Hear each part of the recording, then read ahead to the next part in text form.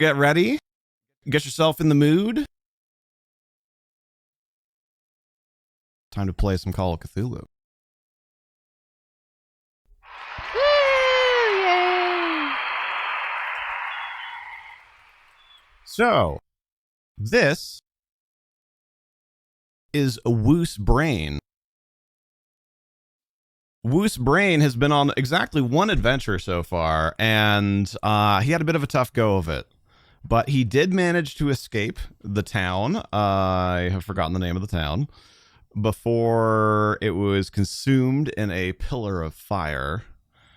And he now finds himself set out upon a new adventure. Now, that being said, it just occurred to me, I don't know, did we ever do our level up rolls? I feel like we did do it at the end last time. I think we did, because we randomly have 44 in climb and whatnot. Yes. So yes, we did. So Wuce Brayne is a private investigator, but he's a little on the meatier side, not so high on the intuition side. So we will have to wish him luck. He has 9 total health. He's very lucky though, which is good. Relatively sane. I know, there we go. Sanity is covered up by us. So yeah, wish us luck. I mean, really, that's all I've got as far as prompts go. And I think we're gonna go ahead and hop into it. Hello, McNick.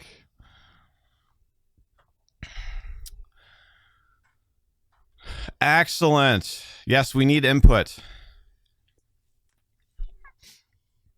So here's the setting. I thought about setting up like a microphone filter too to make it sound like old timey, but I thought that'd probably get annoying after, you know, whatever, 1, 2, 3 hours, however long we're alive. Probably. So, Alone Against the Tide is a solo adventure for the Call of Cthulhu role-playing game. Unlike a standard game of Call of Cthulhu, this adventure requires no keeper, as it is a solo scenario. In fact, you are both the keeper and the story's main character. You can take on the role of an investigator of your own design, or, if you prefer, one of the 2 ready-to-play investigators. So we have our own, obviously. Depending on the investigator you play, your reasons for traveling to the quiet, affluent lakeside town in which the adventure is set may vary. The horrors your character experiences, and how much of the mystery affecting Esbury you manage to solve, depend on your choices throughout the game. These choices not only affect what happens to your investigator, but also the other people that you meet along the way. For all its scenic beauty and charm, Esbury is a dangerous place, and there is every chance that your investigator could die as the events of Alone Against the Tide unfold. Thankfully, though, you can attempt this scenario as many times as you want to. You can also choose a different investigator or create a new one each time you play to help you explore the various challenges and pathways that the story has to offer. So what are you waiting for? Esbury's fate is in your hands.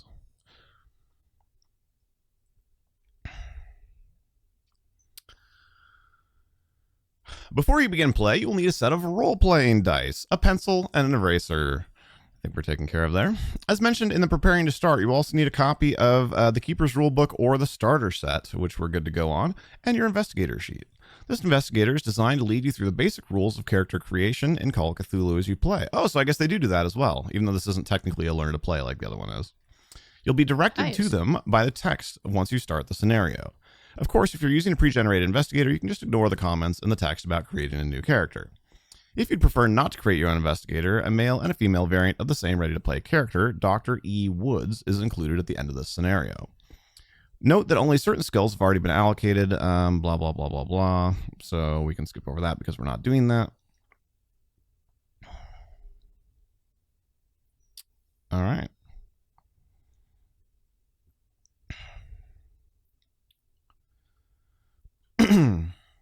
You can call me Detective McNick, hard-boiled detective of the city of Providence, Rhode Island, who lost the girl he was really digging to a cult of Cthulhu. I dig it.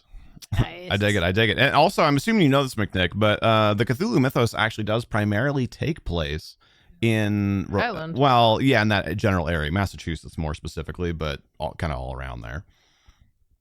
So reading this book, this is a solo adventure. You don't read this book in the same way that you would a standard role-playing scenario. That is, you don't read it through from beginning to end. If you do, not only will it be very confusing, but it'll also spoil the surprises. Another difference is that this book is not split into chapters, but separate entries. Each entry is numbered, and at its end can be found instructions for where to go and what to read next. You may have to make a choice or attempt a skill roll to see what happens. Occasionally, you may be asked to record something on your investigator sheet that you'll need to refer to later in the game. If you reach the relevant entry, you'll be prompted where to go next based on what you wrote down. Don't carry these notes over to subsequent playthroughs. Every investigator must discover Esbury's secrets for themselves. A note about the rules: bonus and penalty dice. Depending on the situation, some entries instruct you to add either a bonus or a penalty die to your roll. If you are awarded a bonus die, roll an extra tens die alongside your usual percentile dice when making that skill roll and take the best result. If you're assigned a penalty die, you do the opposite. Blah, blah, blah. Combat in Alone Against the Tide has been simplified so that there are no opposed rolls. If combat is an option open to your investigator, the entry will tell you what skill roll to make and the level of difficulty for that roll. If no difficulty level is stated, the roll is a regular one, where success is equal to or below the skill's value. So that's the thing that's worth noting here. We want to roll low in Call of Cthulhu. Certain non-combat skill rolls may also be hard or extreme. Any damage your investigator suffers from taking part in combat is listed in the entry. Roll the damage die indicated to determine how many hit points they lose as a result of their injury. There are also some non-combat situations where your investigator may take damage. Again, roll the damage die indicated in the entry. If your investigator is reduced to 0 hit points as a result of a damage roll, the entry tells you what the outcome is.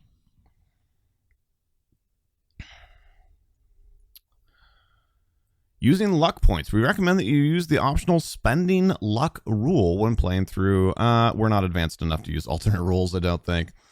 Insanity. Physical damage is not the only danger your investigator faces. Several encounters may challenge their sanity as well. In Alone Against the Tide, there are only 2 states of insanity: temporary and permanent. Treat any indefinite insanity result as temporary insanity. If your investigator goes temporarily insane, the entry will tell you what to do next. Follow these instructions rather than using the standard rules for a bout of madness. This scenario does not make use of phobias or manias, so you can ignore those. Should your investigator go permanently insane, reduced to 0 sanity, then they are out of the game. They either die in a manner appropriate to the situation that caused the permanent insanity, or they run off into the woods and hills around Esbury, never to be seen or heard from again. You may begin the adventure afresh, creating a new investigator. Yeah, we got that part. Okay. A note about the entries. The entries are numbered consecutively from 1 to 243. All entries present information in the same way. 1. The entry numbers in large bold numbers. 2. Details describe the scene briefly or comment on a situation. 3. After that, the entry might instruct you to go to a certain entry or ask you to choose an action or roll a die, which will have different outcomes. 4. The parenthesized number or numbers at the end of each entry are trace numbers, showing the entries from which you may have come to have arrived at the... Oh, that's so nice. Alone Against the Flames doesn't have that. And so if you like ever click once and you don't like immediately remember where you came from, you're just hosed. That's really good. Occasionally you will encounter the phrase, "the end." This signifies that your investigator is doomed and the adventure is over. Sometimes it means that you have won, of course. If you fail in this attempt, you can always try again. That all seems simple enough, straightforward enough. All right. I think we're off to the races.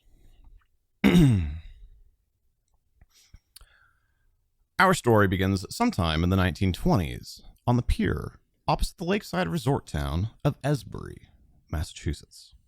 Your investigator's reasons for visiting the town are discussed in the relevant entries. Read through the introduction and the getting started sections to gather everything that you need. When you're ready to begin play, go to number 1. All right. Get a little sip of water.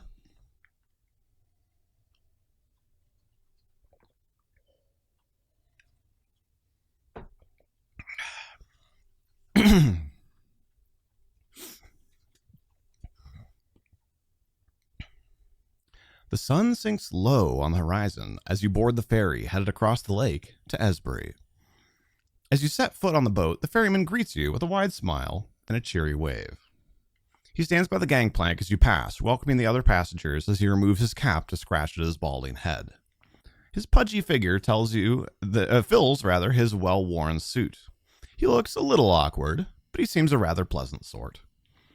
Leaving the man behind you, you take a seat toward the prow, eyes fixed on your destination.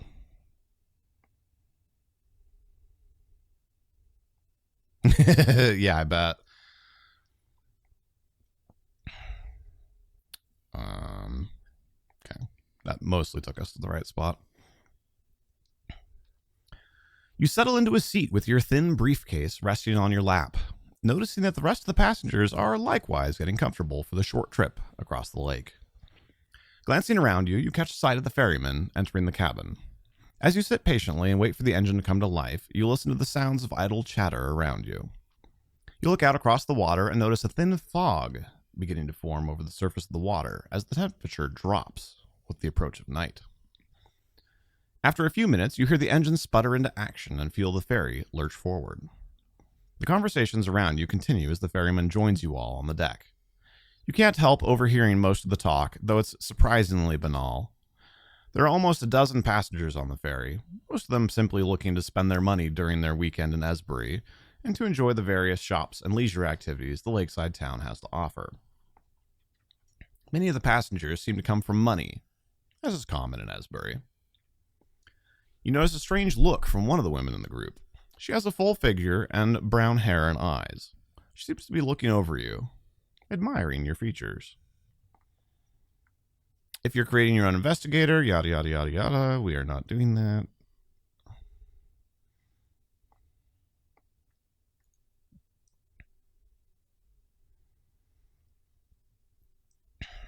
Oh yeah, how are we a looker? I don't remember. What's our appearance?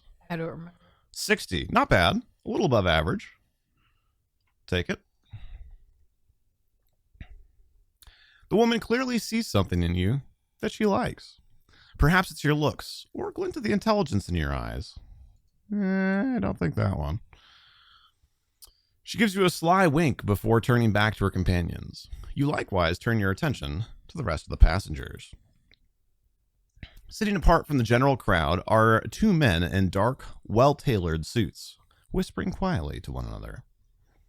They have unamused expressions on their faces, as if they don't seem to be pleased to be here. Perhaps they're on business.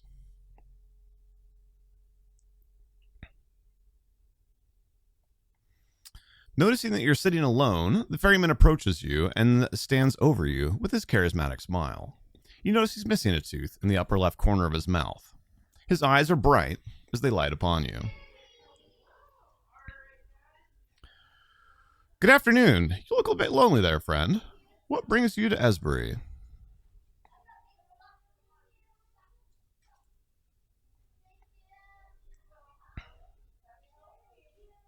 Sorry, multitasking a little bit.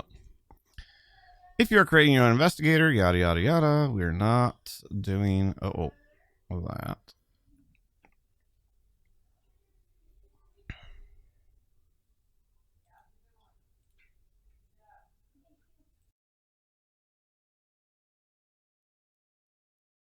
All right. If we are a private investigator, which I do believe we are, right? Yes. Go to 41.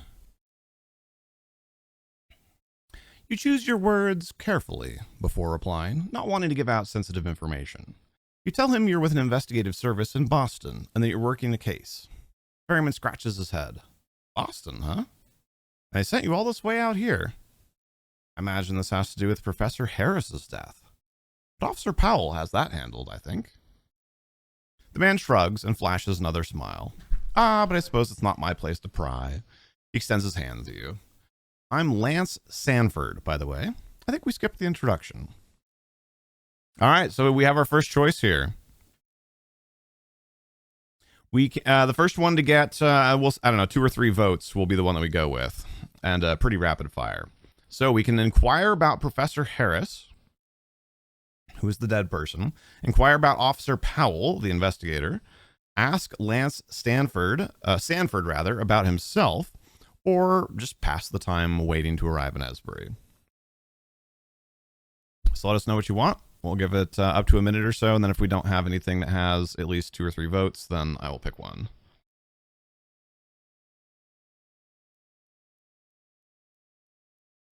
Two for 27 and 2 for 42. Let's get a tiebreaker if we can.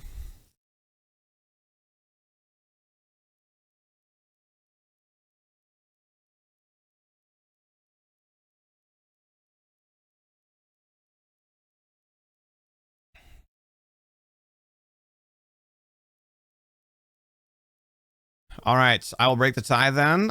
We are a private investigator, so I think we should ask about the dead person, which presumably we have in fact been sent here to investigate. The ferryman raises a questioning eyebrow at you. Professor Harris? I can't say much, really.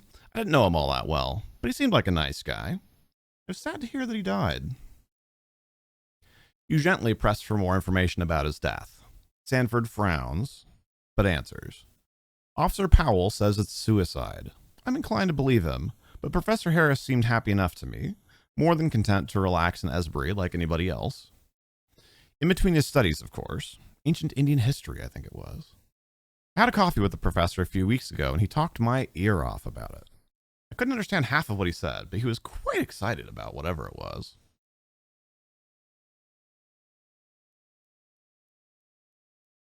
You exchange a few more pleasantries with Sanford before he goes off to finish guiding the boat into port.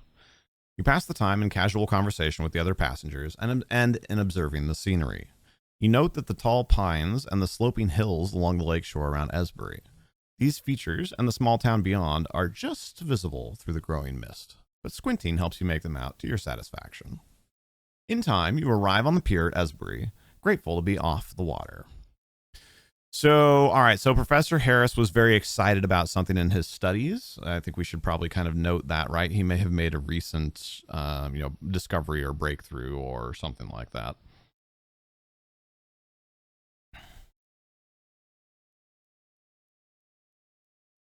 In much of the Call of Cthulhu world, suicide includes sticking your nose where it shouldn't be. Yeah, I can see that. You take your first steps onto the pier with the rest of the ferry passengers, trying to get your land legs once again. The passengers still chat casually as they walk off to their destinations. You know, one last little flirty wink from the full-figured woman as she struts along confidently behind the women accompanying her, and you feel the 2 dark-suited men push past you at a brisk pace, nudging you out of their way. Sanford gives you one last wave and a smile as he begins tending to the old rust-stained boat that is his pride and joy. The last light of the sun is fading fast, and the fog is growing thick on the water now. The night is still young, but you would rather not be wandering around in the dark and fog of a town that you're unfamiliar with. Taking in your surroundings, you see a sizable crowd jockeying for entrance into a lavish, modern-looking building along the lakeside. A folding sign sits out front, illuminated by a lantern, and the words read, "Estate Sale Tonight," in large, bold letters. Well, this seems to be the main attraction. You can also seek out somewhere to stay for the night and set about your work in the morning. If you've not done so already, calculate your secondary. Okay, so we've done that. Were those our only choices? Yes, it looks like it. So do we want to visit the estate sale or find somewhere to stay for the night? Suicide by association. Suicide by curiosity, much like the cat, indeed.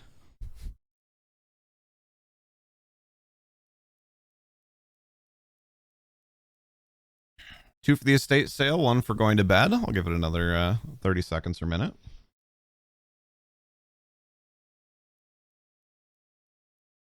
I do like Amlas's strategy now on these is just power through, go to bed, wake up, try and find a way to leave town. She's been through the trenches. All right, that's 3 for estate sale. Pushing through the crowd, you make your way toward the estate sale. Judging by the number of people packing into the dance hall, it seems to be quite the event. Most of the people here are well dressed, with conspicuous amounts of jewelry and designer clothing on display. You see a broad-shouldered man in a policeman's uniform standing by the door. He has a scarred, yet clean-shaven face and a baton at his side. His brow is furrowed in a serious expression, and he watches the commotion through narrow eyes. As you mingle with the assorted academics and collectors, you notice a few other faces that stand out in the crowd.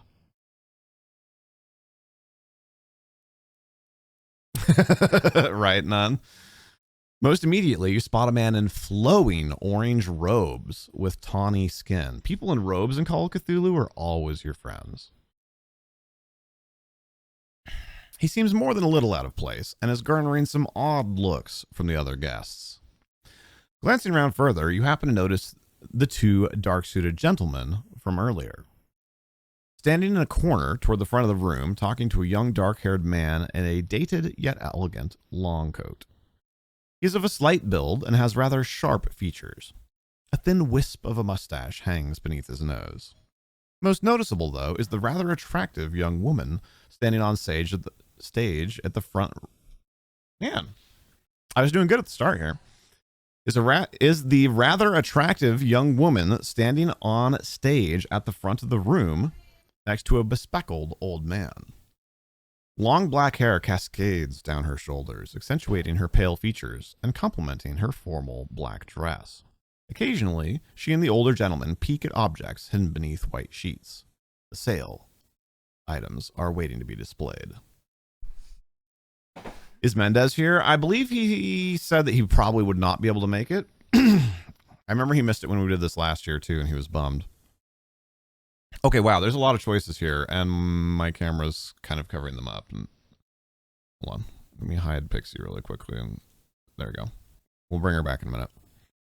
So, you can mingle with the crowd of guests, speak to the officer at the back of the room, approach the man in orange, introduce yourself to the dark-suited men, make your way toward the stage and the woman, or leave the hall and find a place to stay for the night. That's a lot of choices. The other ones so far have been like 2 or 3.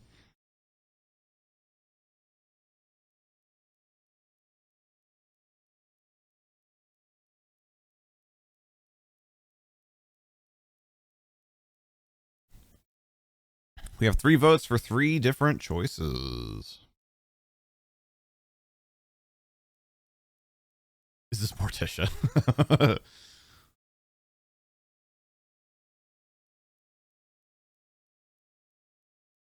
That's 2 votes for the orange. Talking to the man in orange. I'll give it another couple seconds here. If anybody else wants to chime in. Otherwise, we're going to approach the man in orange.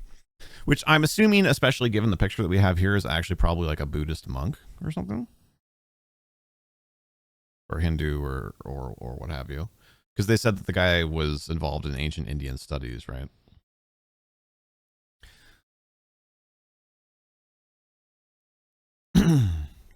All right.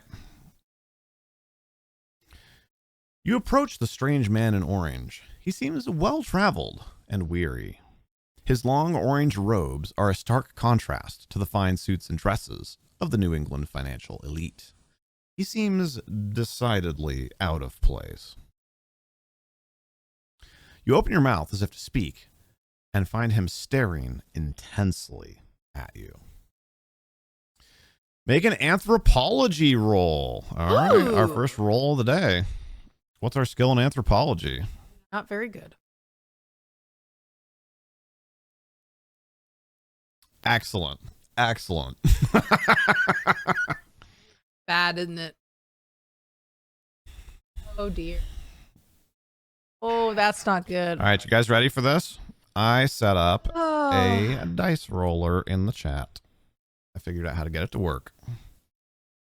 So we need to, for those of you that haven't Cthulhu'd before, whatever your skill is, you need to roll under that number to succeed. You don't have. Our skill in anthropology is 1.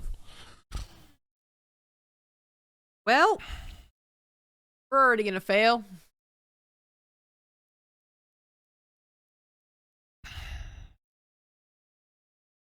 Not terrible, but definitely not a 1. Yeah, I know, Amlas. If you fail, go to 37. You blurt out a greeting, trying to make the stranger feel welcome. His face contorts into a look of disappointment, And the man turns his back on you. Oh, yikes. You have clearly displeased him somehow, and he wants nothing more to do with you. Excellent. Off to a great start. You have begun gathering information in Esbury. Would you like to interact some more? You may now select another option from those listed. Do not repeat choices already selected. Once you've chosen 3 from the list below, or before if you're ready, move on.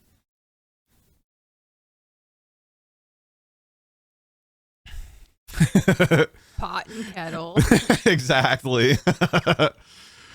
All right. So we have the remaining choices of mingle with the crowd, speak to the officer, introduce yourself to the dark-suited men, speak to the attractive woman that was eyeballing us, or leave the hall. So far we have Oh, Amos is like, we should go to bed. we have 1 for bed, 1 for the dark-suited men, and oh, okay. Never mind. We have some changes here. So we have 2 votes for the attractive woman. Phrasing, Amlas. 2 votes for the black-suited men. I'll give it a moment for a tiebreaker again. The descriptions, if you missed them, the attractive woman was making eyes at us on the boat, and she appears to have something to do with the running of the auction or the sale. And the dark-suited men were ignoring everyone on the boat and did not look happy.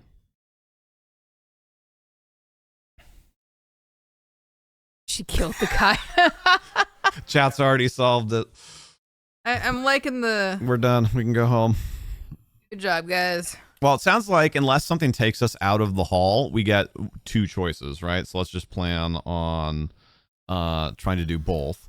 And we'll start with do we have anything else that's going to help me make that decision?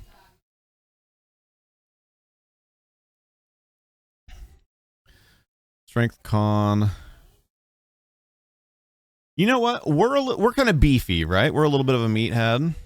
Let's go talk to the guys in case somehow like a fight breaks out or something like that. That seems to fit Wuce Brayne's skill set a little better.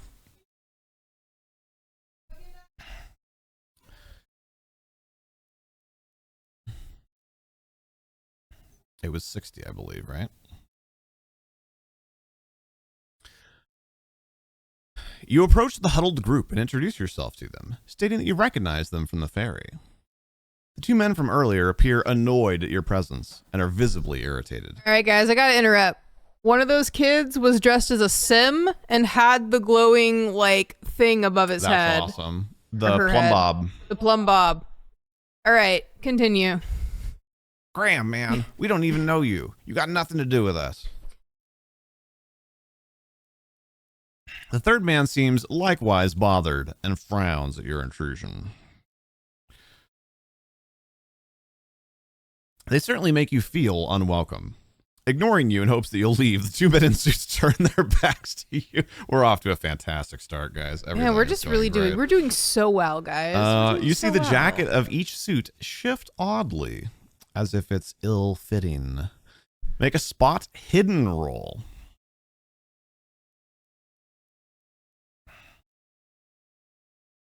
Spot hidden, we're actually not bad at. 60. All right. 60. I know, Thaddeus, I'm still bummed that we never got to play those characters that we made to, you know, to go together. I mean, like 3 years ago. There's still a chance if we can get our friend to DM it for us. All right, so spot hidden at 60. Hey, there we go. You guys in your suits are just 3 goblins in a trench coat. We did succeed. You are well-traveled enough to know that the 2 men are concealing handguns at their waists. What they could possibly need them for is beyond you, but their hidden weapons and shady nature make you think it's not good. Before you turn to go, you think you catch a glint of metal from beneath the folds of the young man's coat as well. This man might likewise be armed.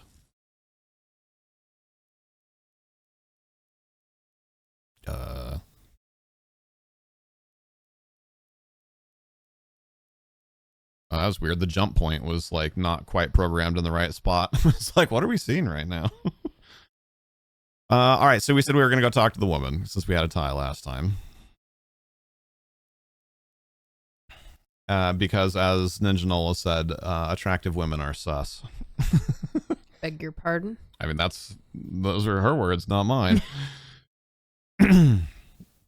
You make your way to the stage, navigating around the many guests in the dance hall. Your eyes lock firmly on the woman, and hers rise to meet yours as she looks up from peeking at one of the hidden objects. She stops what she's doing as you approach, and a smile appears on her lips as she notices that she's caught your eye. She rests her left hand on her hip as you come to stand at the foot of the stage. The old man behind her continues his inspections, either unaware or uncaring that you've come to distract them. The woman leans towards you over the edge of the stage. You can see her makeup has been painstakingly applied, despite her status as a recent widow. Oh. Okay. That does actually make her quite a bit more sussy, doesn't it? I mean, recent widow. I didn't know it was the widow.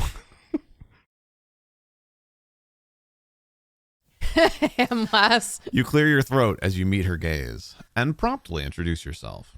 She extends her hand to you formally. Well, aren't you a new face in town? She teases.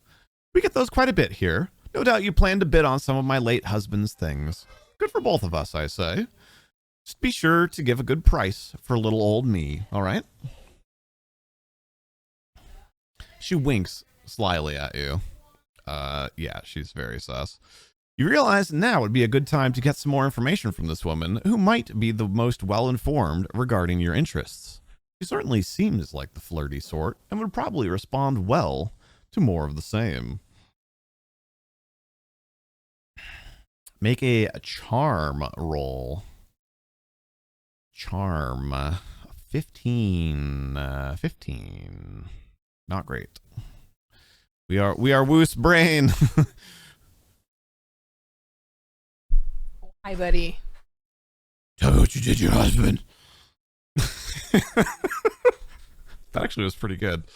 Hey, Draken. Good to see you, man. All right, charm roll. What did I say it was? I distracted myself. 15. 15. Nope, that's a 36. Somehow we failed to charm the lady who's been eyeball-ing us the whole time. Hello there, Quadium. Hey, Quad. How are you, my friend? Oh boy. Was it 57? Yes. Okay.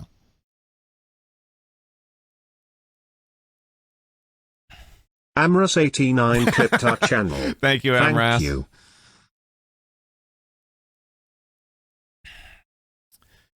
You manage to smile and stumble through a compliment, and the woman laughs. Oh my. Well, aren't you the nervous sort? Don't know what to say to a pretty woman like me, eh? That's quite all right. I wouldn't have you anyway. You're welcome to stay for the sale, though. Yikes. Oh, no. You're welcome to stay for the sale, though. I might like you better as a buyer. She winks and turns around, walking back to her place on the stage. Ow. That reminds me of that clip from Asterion in Baldur's Gate 3 right now. Oh, gosh. It's not you, it's me. You see, I have standards. All right, we're back. Thank you for joining us and sharing your Halloween with us. We are here playing Call of Cthulhu's Alone Against the Tide adventure module together. It is a choose your own adventure, so you don't need to know anything about tabletop role-playing games or even Call of Cthulhu to join us. We'd love to have you hang out, though. And cast your votes in chat. We are all controlling one character together. All you have to do is follow the narrative and vote for what you'd like our character to do.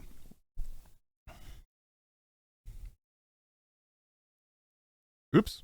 Sorry. Yep.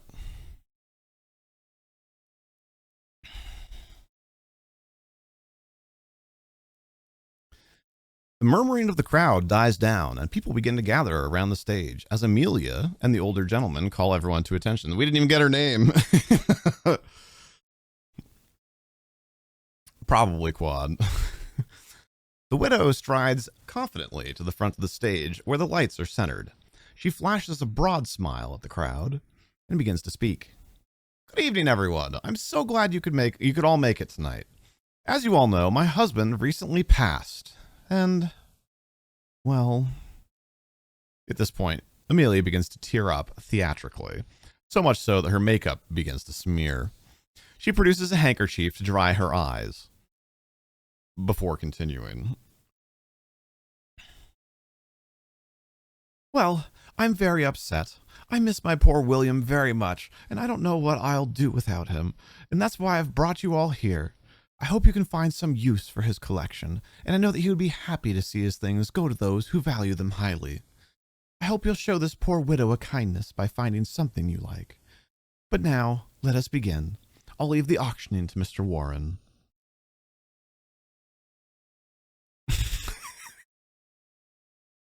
Some amazing strategies coming out of chat. With her opening statement complete, Amelia moves to stage left and allows the bespectacled old man, presumably Mr. Warren, to take center stage. He clears his throat before speaking. Tonight we have 6 very ancient and very valuable items for sale from the estate of Professor William Harris. Though exceedingly strange, I have deemed these items to be authentic to the best of my ability. I have placed a ballot box, slips of paper, and a pencil on each of the 6 tables next to the item for sale. If you wish to bid on an item, simply write your name and the amount you are willing to pay for it on a slip and then place it in the box. The item will be sold to the highest bidder. All the proceeds will go to the wife of the deceased.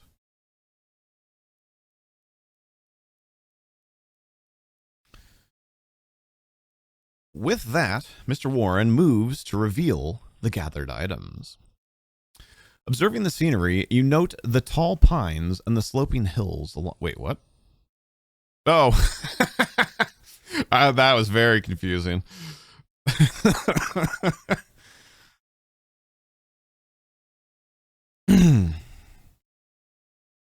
Moving along.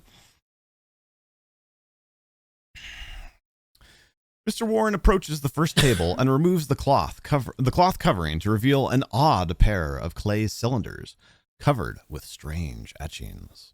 They're small and seem quite fragile, with large cracks running down their sides. Mr. Warren proceeds to the next table and likewise uncovers the item in question. This one is significantly larger and more ornate.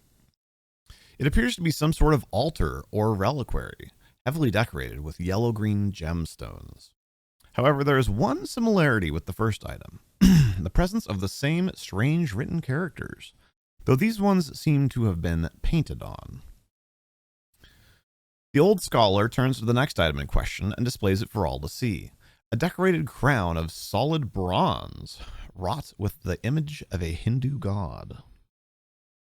The next item is certainly the most mundane, a large, thick, leather-bound journal that appears well-worn and beaten, with several loose papers jammed between the pages. Mr. Warren senses the confusion of some members of the crowd and clarifies that the notebook is the assembled personal works and studies of Professor Harris. The item that follows the journal is a well-preserved ceremonial robe of a Brahmin priest. The cloth is pure white. The last item is perhaps the strangest of all. It is a small statue or idol, presumably of one of the many deities of ancient India. Made from a blue-green stone in the shape of a rather grotesque lizard-like creature. The craftsmanship is crude and gaudy, so much so that it appears fake. People begin moving among the items, looking them over, and conversing quietly. So we had blue-green, was the other one blue-green? No, yellow-green. Okay, so green is the kind of unifying color, but... So we can make either an appraise or archaeology roll. Do we have much of anything? Lick everything. If Thadris is still here, I know he will agree wholeheartedly. We have just base stats in both of those. Appraise 5, archaeology 1. So I'm going to assume that we want to make an appraise check. Appraise of 5.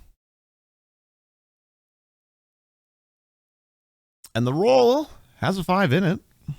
Oh. 54. Oh.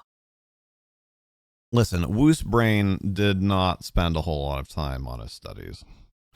He spent the time in the gym instead. Clearly. You glance over the items, but you don't have an eye for antiquities. As near as you can tell, everything is as it appears to be, and as Mr. Warren claims. Still, you look over the notebook. You notice it contains personal accounts, as well as academic findings. Oh, so we do touch it, apparently. It will likely be a good source of information regarding Professor Harris. Take the book? Now we're just stealing in front of this whole crowd. You think Pixie should be the one typing roll? I could change it. Right now it's set to only broadcaster, so we didn't have confusion. Good night, Ken. No, it's fine. I like this. This is amusing. Good night, Ken. Thank you for hanging out, sir. I hope you guys had a fun one. You notice that you're not the only one looking over the items with such interest. The monk appears to be... Okay. It does seem like there's a lot... it kind of skips a lot of steps, right? Like all of a sudden we know the woman's name. All of a sudden we know this is a monk when they had previously been just described as a person in a robe. The monk appears to be closely scrutinizing the stranger items as well, and the dark-suited gentleman from earlier seemed to have taken a liking to the curious idol. Apart from this, various other guests wander around the tables, occasionally fixing on one in particular. There are many guests and a fair number of bids being placed. Oh, you're good. You're good, Enola. If you would like to bid on any of the items, now is the time. You will be redirected to this entry after each choice, and you may choose to bid on any number of items. Please make each choice only once, and please note that each successful bid will lower your credit rating for future bids. Do we have much credit?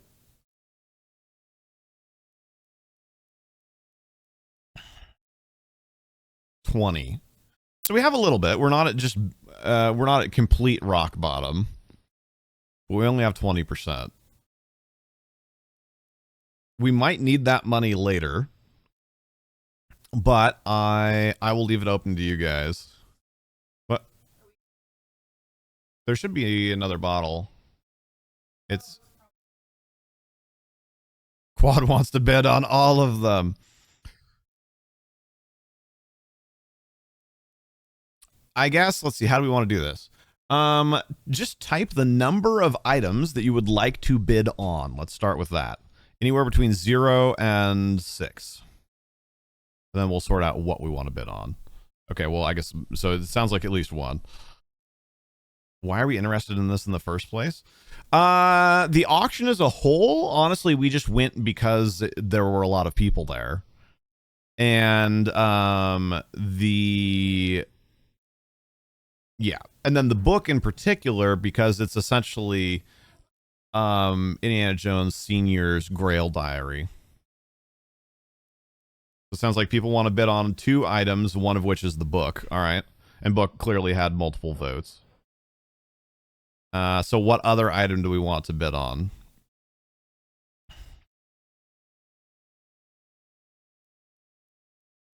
Yeah, essentially we just showed up in town and heard commotion and and meandered in that general direction. 0 items don't want to give the widow a dime. So we want to bid on the book and the idol. I'm assuming I'm going to say book first because just for the sake of time, because you guys kind of jumped on the book. So number 6. Oh, those of you that know us know that 6 has a great history. This is going to go well.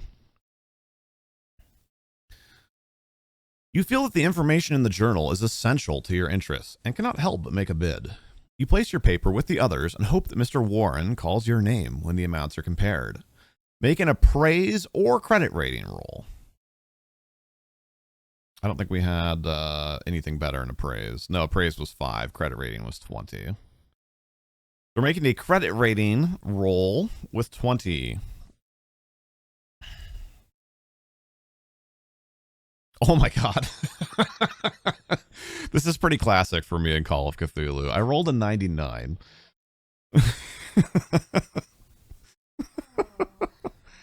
Oh, sweetie.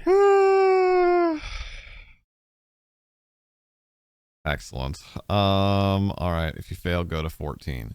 You placed a modest bid on the journal, thinking its unremarkable nature would prevent anyone from paying anything resembling a large sum. Clearly, you were mistaken, as another name is called, and a bright-eyed and blonde-haired youth goes to claim the book for a price that is noticeably more than your offer. Go to 81. Oh. Okay, never mind. Yeah, we're good. So the other thing we wanted to bid on was the idol. Okay, so I'm curious, because it said each choice... Wait, oh, each successful bid will lower your credit rating, but we didn't do that. That reminds me of a line, actually, in one of the Dota 2 announcers, where it's voiced by the guy that plays J. Jonah Jameson in the Tobey Maguire Spider-Man. I can't think of the guy's name. But he says, they say history is written by the victors. So I guess you saved yourself a writing assignment.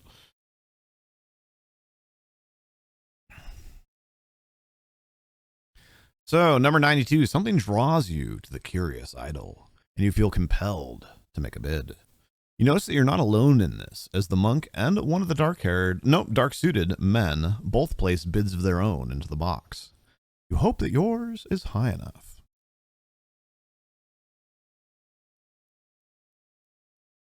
Oh dear. Make an appraise or credit rating roll, both at extreme difficulty. So what that means, if you'll note on the character sheet, we have 3 numbers for each skill. So 20 is for a normal skill check, 10 is for hard, 4 is for extreme. So to make an extreme credit rating roll, we need to roll a 4 or lower. Oh my gosh. What? For once, honey, for once your luck is good. We rolled a 2. Holy heck. All right. Wuce needs to go to the casino. I wonder how this is going to throw off the story. So I'm assuming, going to actually buy the idol, or at least have a successful roll and then probably get attacked by the guys with guns. I probably succeeded in the way that's going to get us killed, let's be honest. Yep.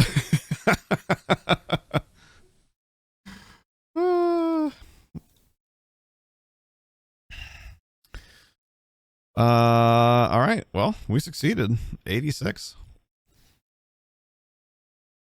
Clearly, none of the others expected anyone to pay such a ludicrous price for the crude idol.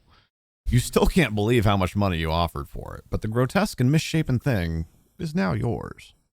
The monk and the men in dark suits stare daggers at you, but nobody else seems to mind or take much notice beyond a few raised eyebrows that anyone would pay such an excessive amount for such a trifling and outlandish thing. Still, when you look Amelia's way, you can tell that she is quite pleased. Hey, maybe we can buy our way back into approval. Reduce your credit rating by 10%? Oh, dear. Oh, dear. We were only 20 anyway. We just spent half of our character's total wealth on that. Oh, God.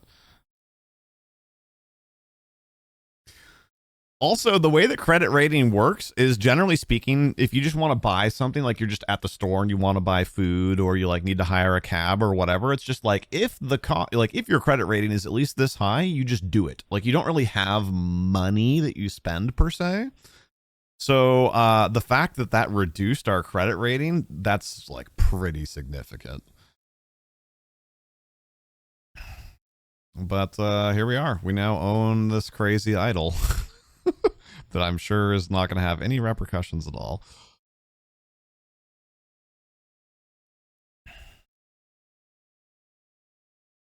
And we do not wish to bid on further items, so we go to 16. Your business here is completed. You see the crowd staring covetously at the newly acquired items, and you spot Amelia looking smug and satisfied, with a leather bag full of cash.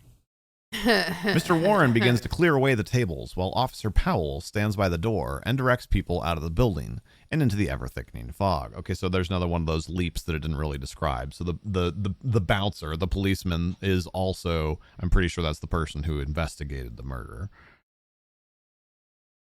Sorry. Mr. Warren begins to clear away the tables while Officer Powell stands by the door and directs people out of the building and into the ever-thickening fog. Though some seem content to stay and socialize, you feel that it would be best to go to bed for the night.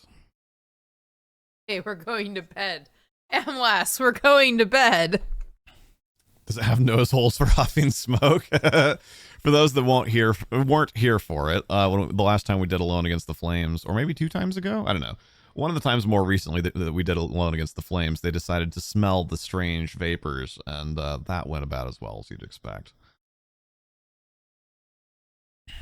While the estate sale was interesting, you would feel more secure with a roof over your head for the night.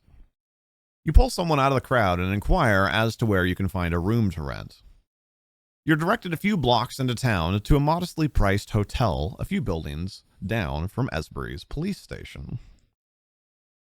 As you enter in from the cool night air, you're greeted by the heat of a roaring fire. The small front room feels stuffy and cramped. The bulk of the space is dominated by the large service counter, behind which sits a wiry-looking wisp of a woman. She turns her wide eyes to you and asks your name, then quotes you a price that's more than fair. With the transaction complete, you haul your thin briefcase up the stairs, unpack it, and settle into your room for the night. If her name is May Ledbetter, we're going to have a problem.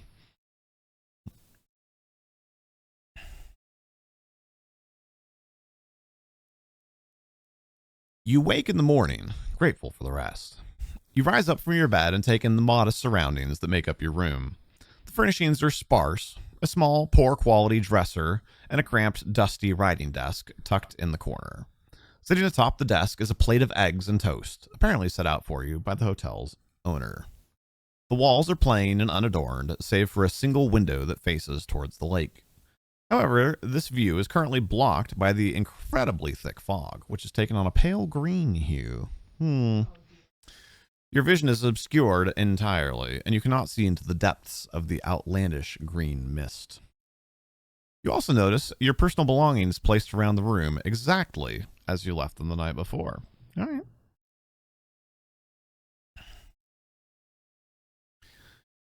After getting dressed and eating the modest breakfast set out for you, you're ready to begin your day. You take a moment to consider what that means for you.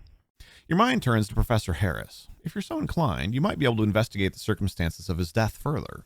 Considering that you don't have his widow Amelia's address, you would have to start your search with the official report filed with Officer Powell at the police station. Alternatively, you could take this free time to look through your belongings and examine any items that you might have. The hotel owner has been in your room, so check if your things might be in order. That's a little weird, a little incongruity there. Or perhaps you have some other reason to look over your possessions. Finally, if you feel that your business in Esbury is concluded, you could always try to find Lance Sanford and the ferry. Go for the ferry. So yeah, go to the police station, look over our items, presumably that's implying the idol, or go to the ferry. Get out of here. They left us breakfast, they were in our room while we slept, yes.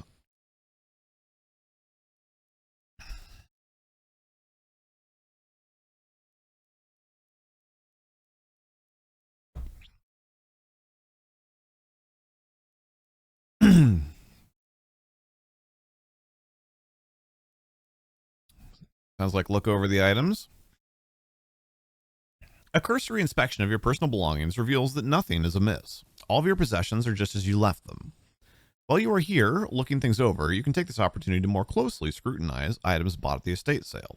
Alternatively, you may leave and go explore elsewhere if your curiosity is satisfied. All right, so we bought the idol, and we want to look it over, I'm assuming. I'm going to go ahead and do that. You look the idol over. It is made of a sea green stone and chiseled in the likeness of water lizard of some Made of sort. green. The sculpture is grotesque and hideous, and the very depiction of the lizard-like creature unnerves you. Still, the work is extremely well preserved and unquestionably ancient. You feel uncomfortable staring at the alien-looking thing for long. You stow it away under the bed and out of sight. And nothing can go wrong.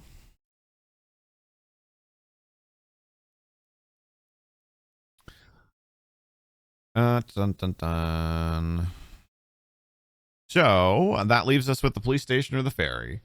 As amusing as going on the ferry is, I'm assuming that we want to do the job that we're here for. So we're gonna go to the police station. Hey, thank you, Draken. It's good to see you. Thank you for the lurk. You step out into the greenish mist. You feel it clinging tightly to you as you make your way the short distance to the police station. Upon entering the small brick building, you're struck with a sense of claustrophobia. The walls here are uncomfortably close together, and the space is tight. Crammed into the tiny structure are a large desk, several filing cabinets, and a few chairs. A closet-sized holding cell with iron bars sits at the rear of the room. Behind the large desk is Officer Powell, smoking a cigar with his feet propped up on the table. His coat is unbuttoned and his hat lies on top of a stack of papers next to a battered old revolver. He opens one eye and frowns at you, sighing through his cigar as he straightens himself up to look presentable. If you're bothering me here right now, I'm going to assume this is important. You mentioned that you would like to see the police report for Professor William Harris's death, to which he replies with a snort. You have no business dealing with that, and even if you did, this is my jurisdiction. Shove off. Leave me in peace. He doesn't seem cooperative, but perhaps you could convince him that you have some special circumstance that warrants you looking through the files. Make a fast talk roll. All right, so this is essentially technobabble. So we just try and kind of razzle-dazzle him. How is our fast talk? I'm going to go out on a limb and guess not good. It is 5. We have succeeded on our one difficult roll today. I don't have high hopes for this. 92. Oh, no.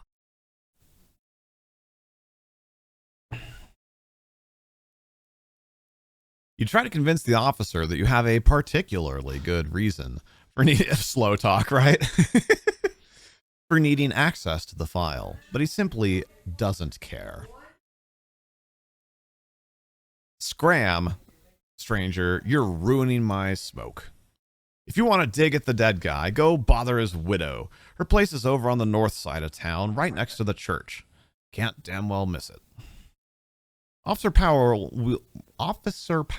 will be of no more help at this time. I'm saying thing for the sake of speed here, I'm going to assume that we are going to go to her house. Although it looks like this hyperlink is also busted. Although this one's not too far of a scroll, at least. What was it? 90? Crap. I lost it. It was either 90 or 91. 90. There we go. Thank you, Enola.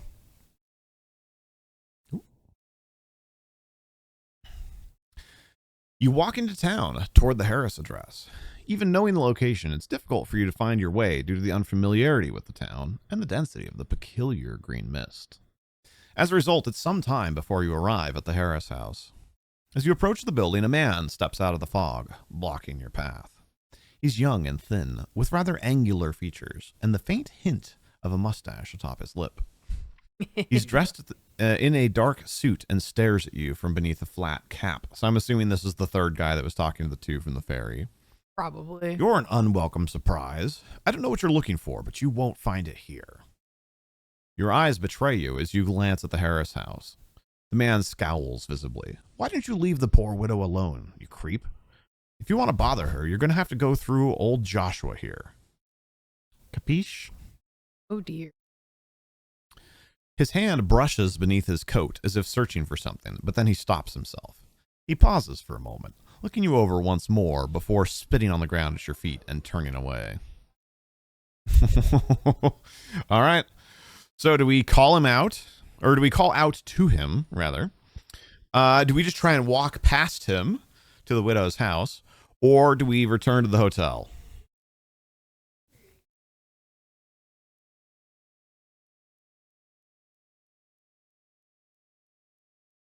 Hello, Rocket.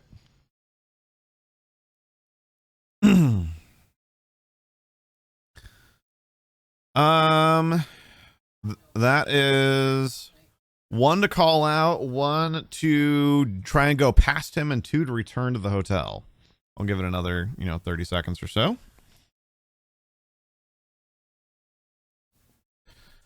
Tie now for the house and the hotel.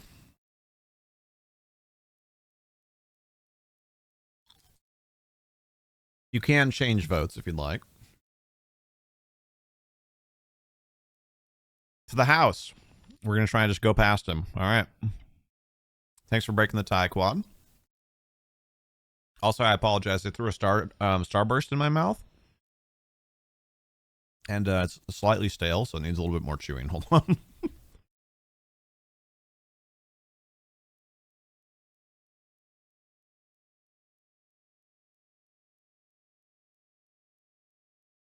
It's a really...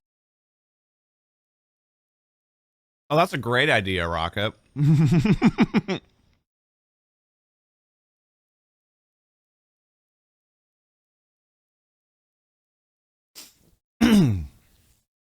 All right.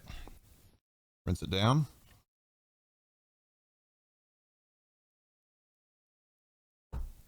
Halloween is not the cat's favorite night. Oh, please. He's this much of a baby every night. Well, I know, but I think it just... constant doorbell ringing. Oh, yeah, I meant to zoom my camera in after I showed off my suit. My bad. Well, suit. Despite Joshua's urgings, you feel compelled to speak to Amelia yourself. You approach the front door of the house and note your surroundings. I guess we were just able to skirt him in this weird mist. Yes. The house's exterior hints at the wealth of the occupants. But then again, so do most places in this town. Directly across from the residence is a small church whose religious iconography seems to have inspired the Harrises in the design of their own home. A bronze cross hangs over the front door, and decorative columns line the outside walls of the two-story house. All in all, the architectural style is somewhat baroque, complete with a pair of carved angels lounging beneath the eaves that are just visible through the strange haze.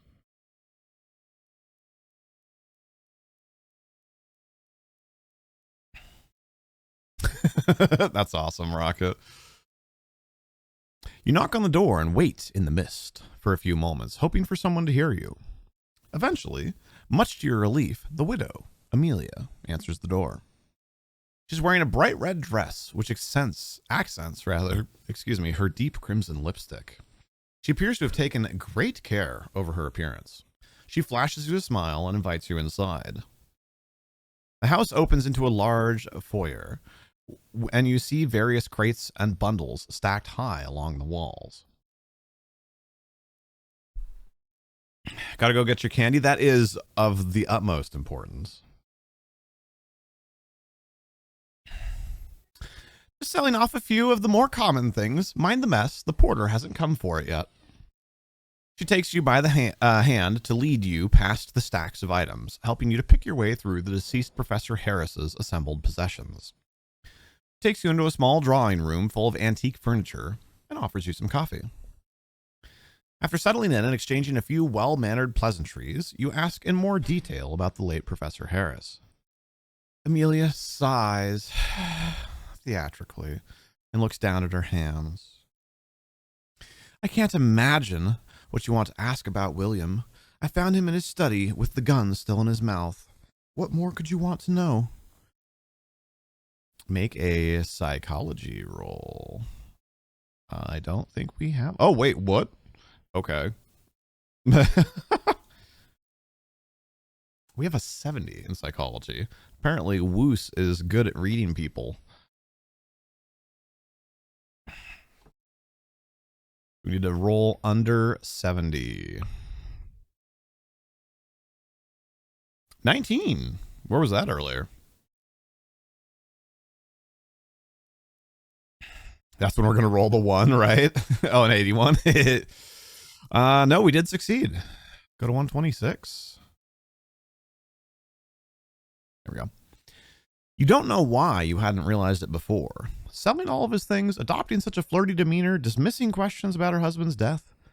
Amelia doesn't seem too broken up about her husband's passing. Wuce is a quick one.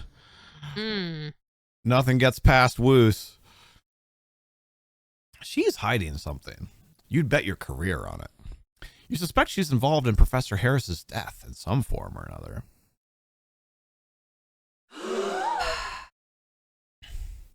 You open your mouth, prepared to call her bluff and press her for more information, but you're interrupted by a loud knock at the door. Amelia jumps up, startled, and stands there for a moment in confusion as the pounding on the door resumes. Police, open the door! Amelia's face drains white as she goes to answer the knock.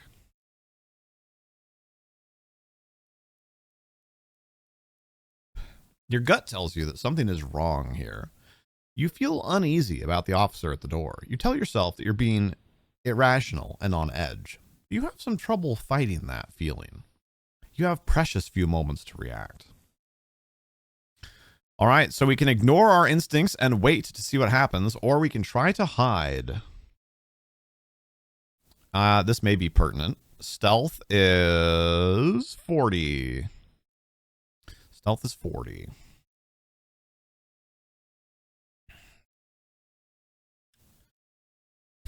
$98. I'm assuming that's a vote for hide. We have 2 for wait and 3 for hide. I'll give it just a moment.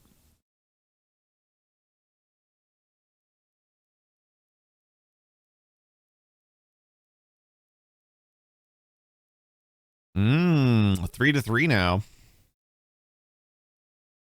All right, we need a tiebreaker. Or somebody can change if you want.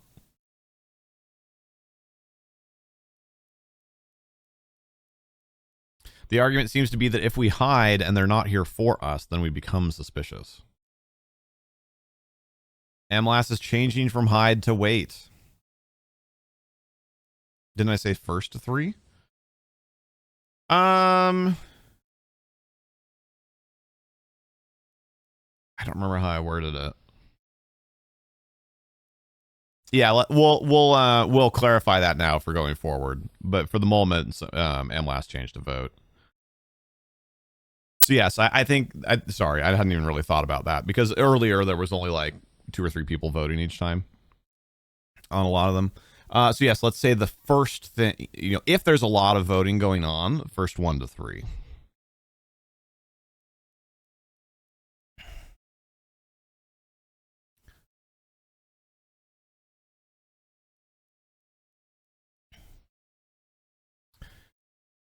You hear a muffled exchange of words through the door, and within moments, Officer Powell emerges into the room with Amelia in tow. Hey, I'm gonna die. Powell's thick brow knits together in anger, and his voice conveys a serious weight. His eyes bore into you. You glance down and notice his revolver is drawn and aimed at you.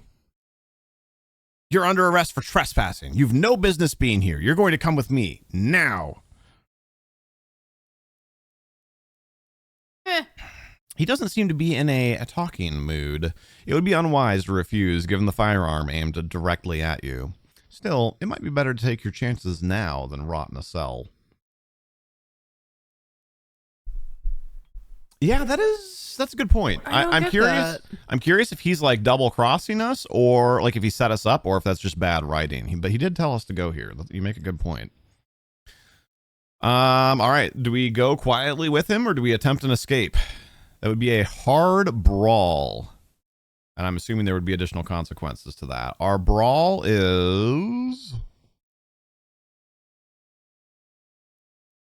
45, not awful. But not great.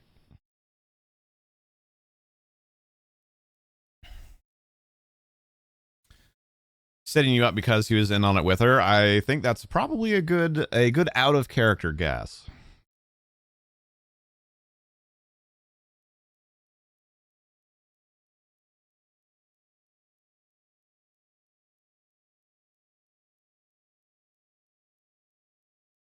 We have 2 votes for go quietly.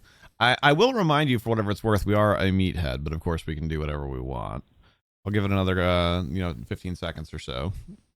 But it looks like go quietly is probably winning.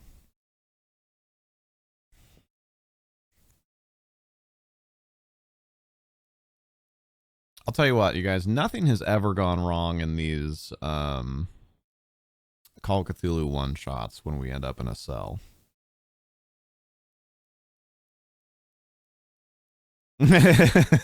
True. Fair enough. All right, that's 1 for try and fight and 3 for go quietly. So quietly it is. The officer is armed and angry, so you decide it's probably best not to resist. You're escorted out of the house at gunpoint and into the sickly green fog. Amelia neither says nor does anything as you pass. She simply stares at you as you go. We haven't seen a pyre being built, have we? No, this is a different adventure. On the street just outside the Harris property, you spot Joshua, grinning madly. Aha! His eyes meet yours, and his smile gets just a bit wider. He put Officer Powell up to this. He's not even trying to hide it.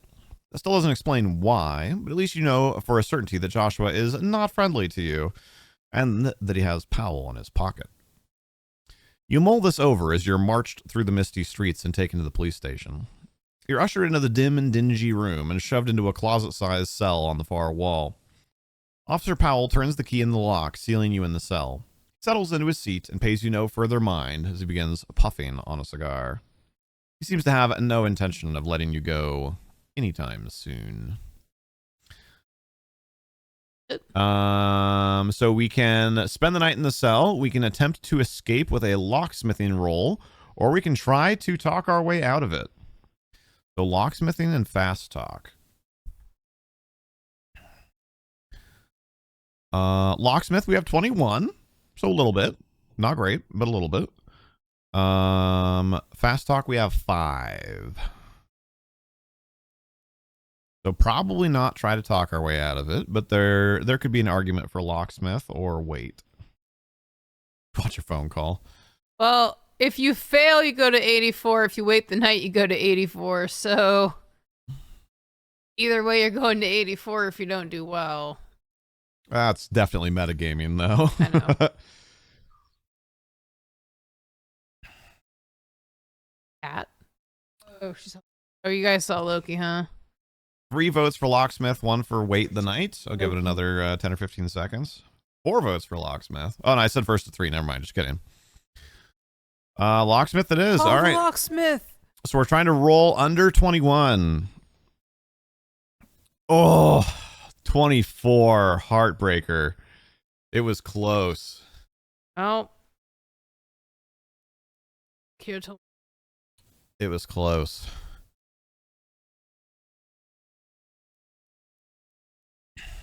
Officer Powell glowers at your every little action.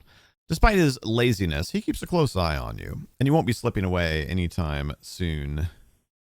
No matter what words you try, he ignores your pleas for release.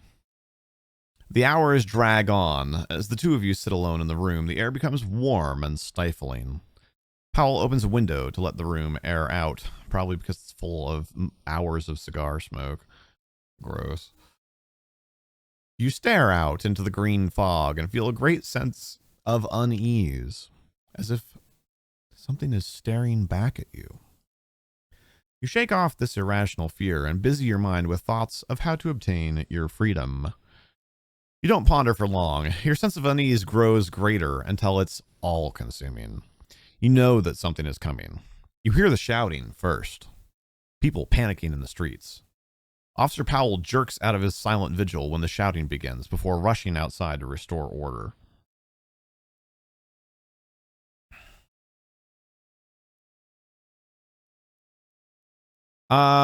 So there's like alternate rules for using luck to modify rolls, but we weren't using that because we're not super familiar with the system. He's gone for quite some time and the shouting continues, and then the water rises, seeping through the doorway and into the small building that you're stuck in. At first, it merely wets the floor, but soon you're up to your ankles in it, then your knees, then your waist. In the course of a few hours, it rises with little sign of stopping. Between the bars, the fog, and the water, you feel thoroughly trapped. Real madness overtakes you now. You swear that you can make out strange and alien shapes within the swirling mists. Horrible, flabby things with slender limbs and sagging features. They are decidedly unhuman. When these hallucinations, for that is what they must surely be, begin, you hear the shouts turn to full-fledged screams and then die out in the night, choked by the mist. Through the window, you see the light from multiple fires glowing within Esbury, illuminating and consuming everything, even as the water rises to swallow up the town. You smell the smoke mingling with the fog.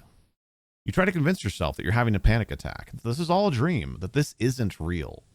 You don't know what's happening or why. You have no idea how these cruel and unnaturally horrific things came to be, and you have no idea why they emerged from that eerie fog.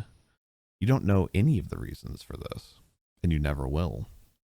The water rises, and you float upwards, gasping for air, with only inches between you and the ceiling.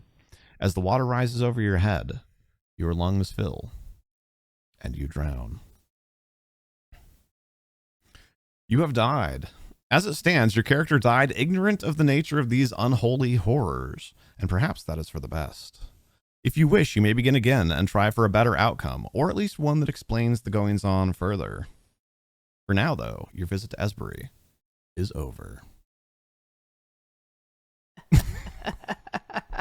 That's great. Of course. Bummer, dude. For whatever it's worth, I like the logic. I actually think that not hiding made a lot of sense.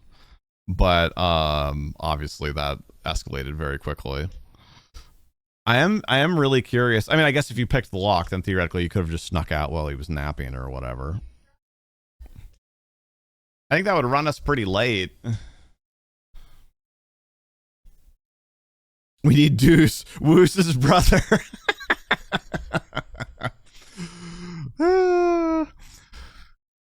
You know, maybe we should do this kind of thing a little bit more often, other than just for like Halloween and during special events.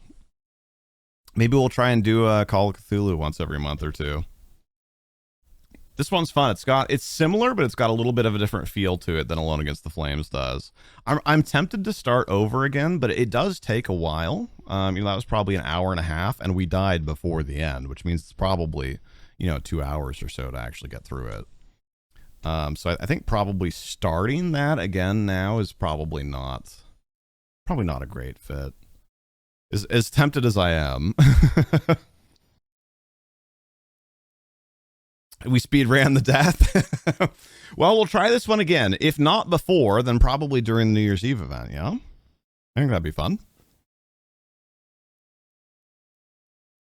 I'm sorry about the swift acceleration to death there, but we will definitely try again. Make sure you have the at Tabletop Roleplaying interests marked in our Discord if you'd like to be pinged when we're doing this and other things like it.